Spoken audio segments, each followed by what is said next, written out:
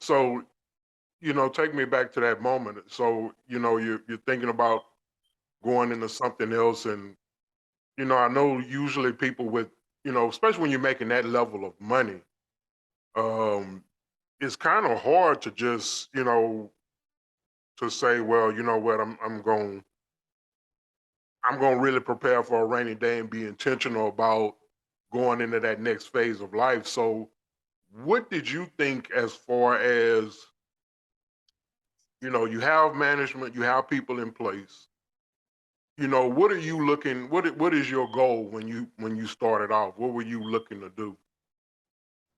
I just pretty much really never want to work for anybody for one. So like the NFL has been like my only job. So while I was playing ball, I owned businesses then. So just I gotta stay busy. So that's something one thing about me. I gotta stay busy. So I gotta stay doing something. Okay. Gotta stay creative.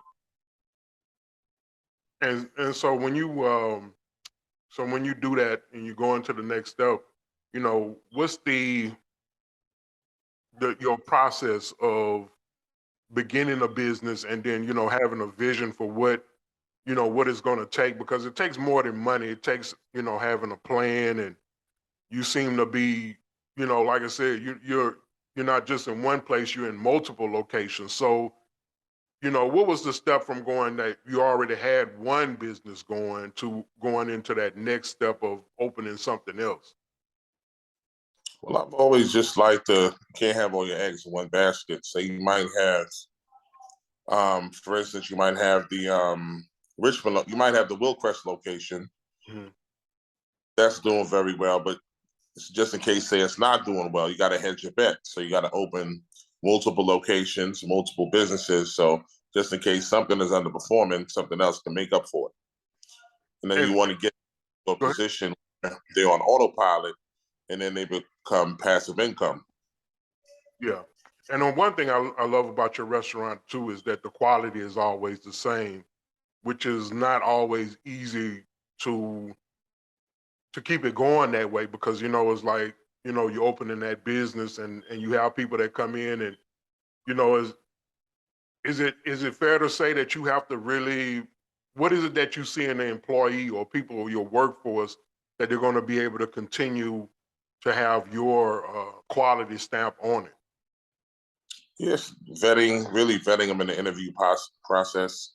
And then I always say like you got to take really like the first 60 days, and then you'll know if they're gonna stick or not.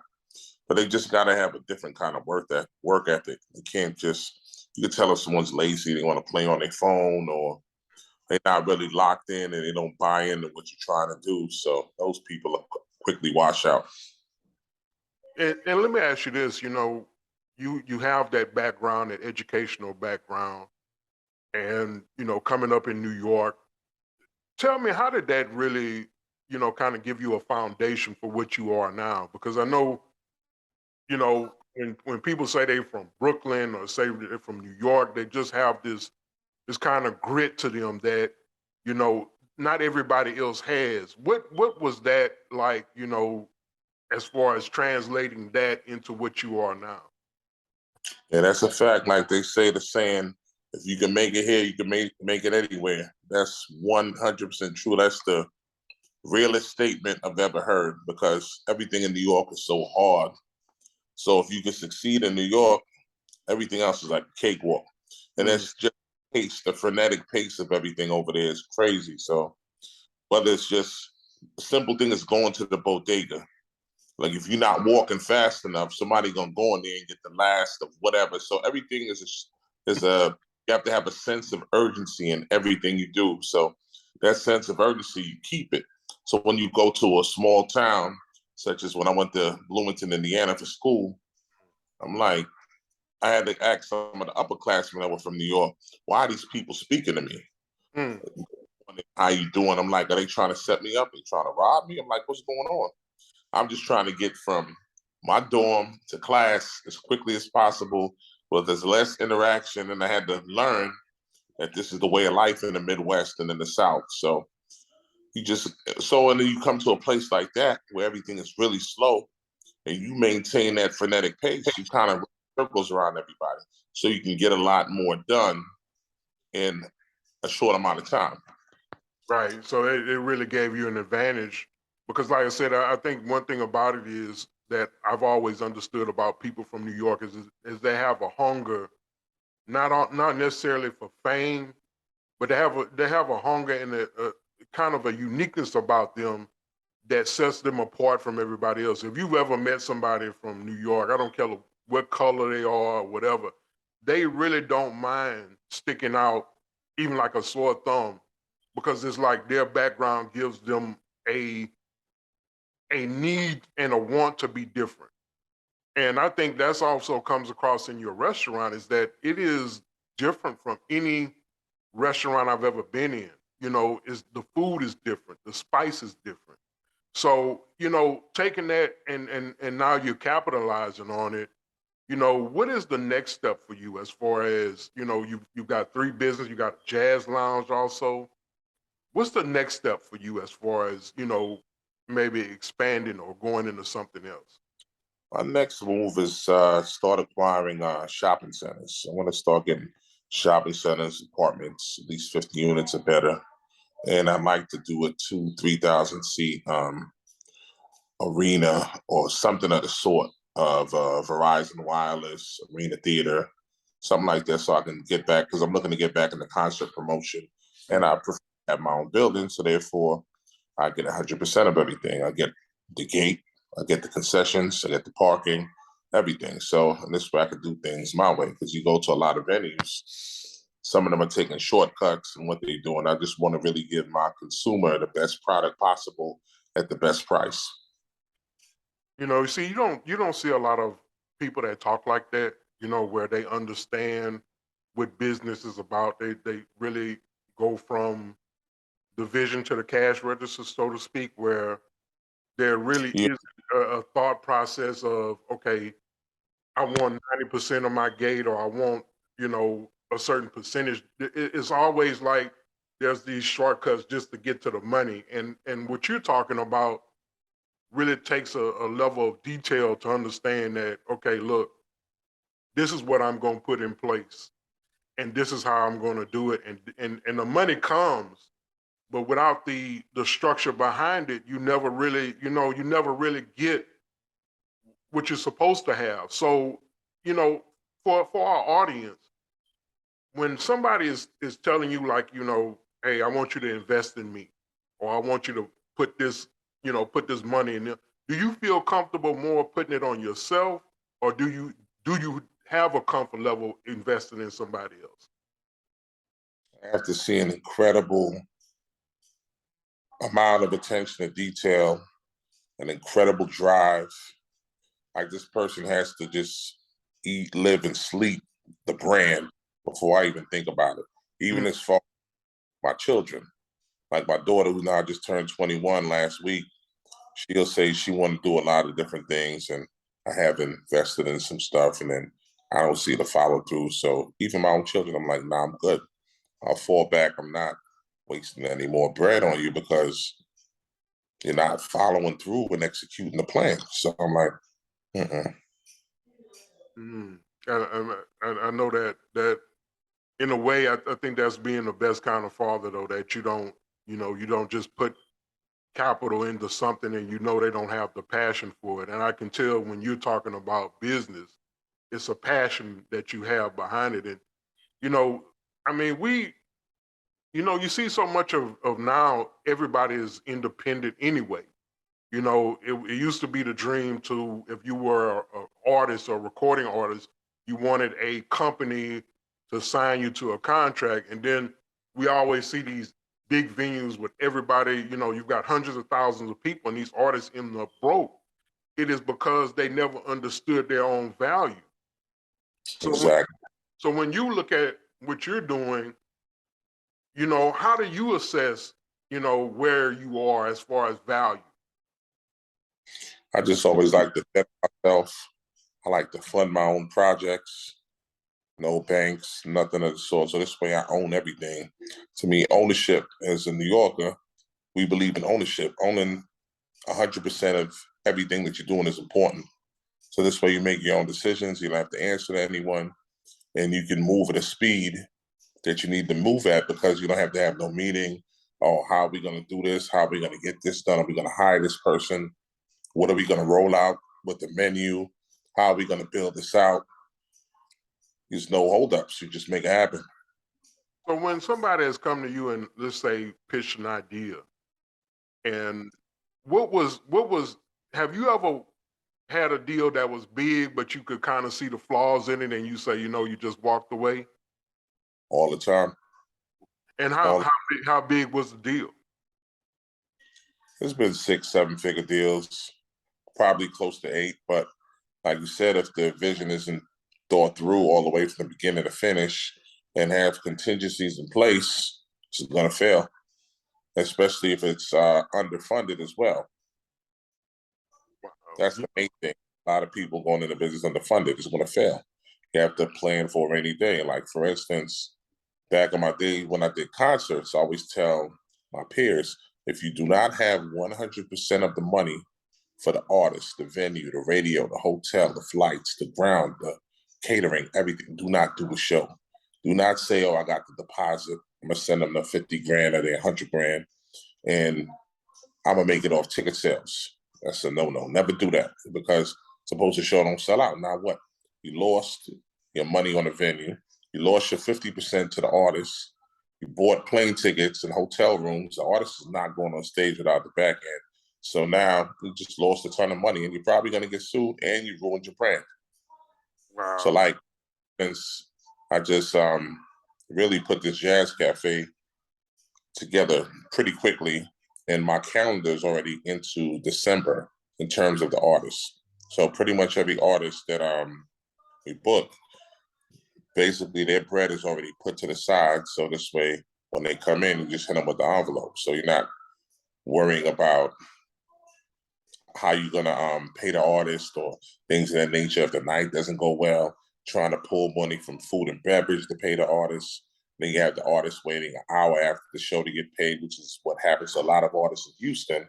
I want to differentiate myself from that and make it a place, which it is, to have artists reaching out to me saying they want to play the room. So it's a beautiful thing, and know they're going to get paid.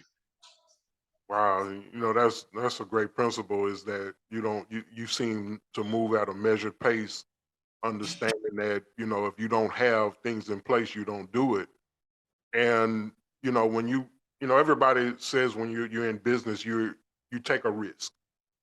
And I think one of the things I like about what you're talking about is that you can limit the risk by putting everything on yourself, rather than maybe trusting somebody that you know is not thinking the same way you are. Because I know everybody is not in lockstep. Everybody is thinking about other things. Some people think about just profit. Some people think about just putting on a good show. But you got to really have all those things together to be successful. So when you are working with somebody, how big is your circle? Do you have a circle where it's 5 or 6 people, or are you intentionally keeping your circle very small because of those reasons? 1 to 2 max. Mm. Myself and possibly like consigliere or something. That's it. So no hangers on there. Nah. Yeah. And did that come from your career? Because I know so many football players that have had outrageous levels of money, or not just football players, but a lot of people that have had their circle, and then all of a sudden they look back on their career and it's like, hey, I made 20 million. I wasn't able to keep but maybe 3 or 4 million. Some kind of way the money just got lost. How were you able to make sure that you were able to transfer a great majority of your money and your bread into what you were doing? What were some of the principles you practiced, knowing that, hey, this doesn't last forever, but I am making good money? What were some of some of your intentional thinking, as far as, I'm not gonna put this much money out so that I have money when I go out into my next life? Really, I'm gonna just say it like this: as a hustler, you can lose it all and you can get it back threefold, time Mm. and time. You know what you're doing and you know how to make money. But pretty much when I was playing, I put most of my stuff into my portfolios and stuff like that, and then I pretend it doesn't exist. So like, I just basically you just got to know how to get it, you know, So if and you you had got to $10 do. million, you could put $8 million up and live off of two. Is that kind of the principle? Yeah, definitely, Okay. definitely. You just got to live within your means. Just because you have it don't mean you need to spend it. Mm. And then Right. you have everything. You have to form your S corps. You got to reduce tax liabilities. There's just a lot of different things you can do. You just got to move smart. If you want to go to the club and you want to pop bottles or whatever, say, make sure you're doing it properly. You're doing it under your S corp, or you want to take a trip. You have to set everything up properly. You're really going to that place. Say you're going to Miami or going to Vegas. You go in there to do business for one, so that whole trip becomes a business trip. And you have to make sure you dot all your I's, cross all your T's. The IRS is coming. So you can't just say, "Oh, I went to Miami and I spent 10 grand on this trip to as a business trip." They're gonna say, "What business were you conducting?" But if you were looking to do a concert or expand and do a new restaurant, and you actually have emails talking to realtors to look at spaces, and you go look at spaces or look at venues, it's covered as a business trip. You got to cover your ass in everything you do. Wow. You seem to have that mindset of understanding that you don't make moves just you know kind of without thinking. And I think a lot of people when they're making moves or when they're making good money, it's almost like life comes easy to them because it's like, hey, I got money, I can spend it, and it seems like the way you're moving is, yeah, I have money, but everything that I'm doing, I'm making sure that it's going to bring me some kind of return.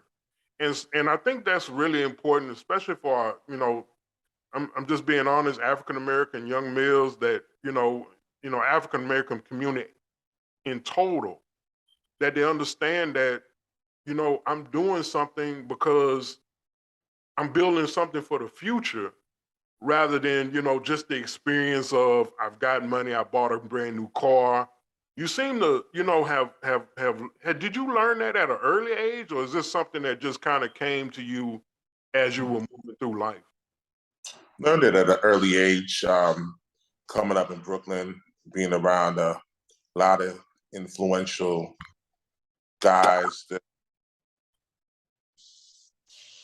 lot of Italian guys that you see in the movies, type of thing. Know a Right. lot of paid guys and different people. A lot of great friends that were great businessmen and really understood money and how to create wealth and keep wealth. So I was blessed to be able to be around a lot of guys like that from an early age of 11, 12, 13, and moving on up. And then, like I said, touched on earlier, the great Burt Padell, probably the greatest business manager of all time. So being with him and different people under my team, he taught me a lot.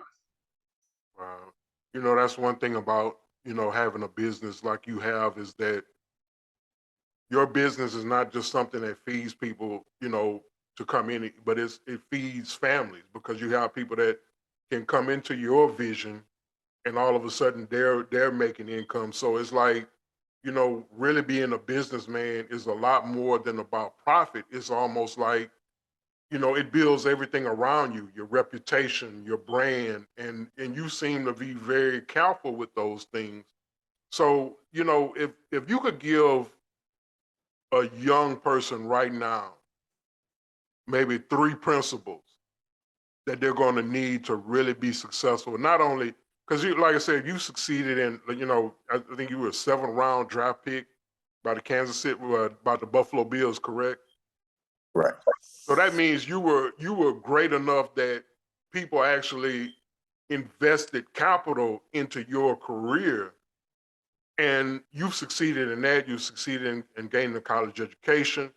what are three principles that you would tell somebody that if they're just starting up, if they came to you and say, Victor, I'm really contemplating in going into business, what's three principles you would tell them, they need to have? I tell them, work hard. You got to outwork everybody. Just be a stand-up guy, because just being a stand-up guy would just give you the advantage to just leverage everything. If people know you're a stand-up guy, man of your word, they'll do things for you they won't do for other people. So you can want to do something and say you don't have the capital, somebody will be like, okay, this person is solid. I'm gonna rock with them. And next thing you know, you got it, and now you in position and you're going from there. And the third thing I would say is never stop learning. Always just have a desire to keep learning your craft, keep learning tax law. Just surround yourself with good people. Always be this, what I like to say, I like to be the dumbest, brokest person in the room. So that's how I like to do it. Yeah, everybody can't be that humble, and that's one thing. You have a great humility about you. You don't have all the bling and every, because that's something that we've just seen. This last weekend. Where we had a young rapper. He's got this jewelry. He's murdered for this. For a chain. But it's like you almost have to be aware of your surroundings. Because, like I said, everybody doesn't want to get it like you. There's some people that take the shortcuts, and he was a victim of, kind of, somebody else's shortcut. How did you feel about that, getting off of this subject? This group been growing up around there since like '84. So, used to that. So part of our environment, just got to try to move as smart as possible and just as low key as possible. Yeah. And another thing, we just pretty much have to stop depreciating assets. Stop investing. I can't even call it investing. Stop purchasing depreciating assets. You go and you Wraith, so I don't even know what they're driving nowadays. Whatever type of Rolls Royce or Bentley or Ferrari, you drive the joint off the lot, it's worth nothing. Where if you had a business and if you wanted to get it and you can write it off under your business and lease it, now that decreases your tax liability. So there's ways to do everything. You just got to structure everything properly, and you can live the life you want to live. Somebody once said that people that have real money don't look like they have any money, and yeah. You can't tell what their value is because there's nothing that would ever tip you off that they have this level of money. I think it was Steve Jobs. They said he wore a black shirt and blue jeans every day. Just to look I at. wear a yellow shirt and JCPenney shorts every day. That's my attire, and some Crocs. But I'm not on those guys' level by any means. But I could say, like, my agent and different people that I deal with every day. Like, I just had a meeting yesterday with one of my good attorney friends. It's an 8-figure guy. But if you look at him, probably TJ Maxx or Walmart outfit, you'll never know it. Ford Explorer or Honda Accord or something like that. Real money's quiet. Wow. I like what you said. Real money is quiet. Well, I tell you what, I want to get into, and I'm closing the interview. I know you got tons of, things to do, but, I see you have 2 restaurants. You have one in Houston, Naiming. Am I pronouncing it correct? It's Yamins. Namens. Yamins. Okay. And in Richmond, and you have another in Houston on Willcrest, correct? Correct. And a Jazz Lounge. Yeah, also on Willcrest. So you got Willcrest sold up. I used to have it sold up. I had Yamins, then I had the event space, which is now Empire State Jazz Cafe. Then I had the daycare, and then I had the tax office travel agency across the street, but no longer do that, but I'm gonna get back into that again. Daycare, I miss the children. Being able to get them early and try to put something into them. Say a lot of my children come from low-income areas, so dad isn't there. So I was dad to a lot of children and still am to this day. So definitely want to get back into that. You know what? I really think with your educational background and the way that you've, been able to move and be successful, I really hope that you'll start teaching a course maybe in some financial literacy, because I think that, had somebody like me had known what business really is, to really break down the ABCs, I think we'd all be a lot better off, simply because we talked to somebody like you that, like you said, dealt with 10-figure, 8-figure deals, because so much of, we even see people that get money, get settlements, that are broke within 3 to 4 years, and don't understand that the the game is stacked against them. That, you know, these players that are earning millions of dollars, the IRS is having their way, and they end up broke. So I really hope you get back into that. So where can we find you at? What's you can give us the address and the information to Right. all your invention. Got you. Niama's Fusion Bistro. The original location is at 1482 Willcrest Drive, Houston, Texas, 77042. And that phone number is 832-516-0910. Instagram at Niama's Fusion Bistro.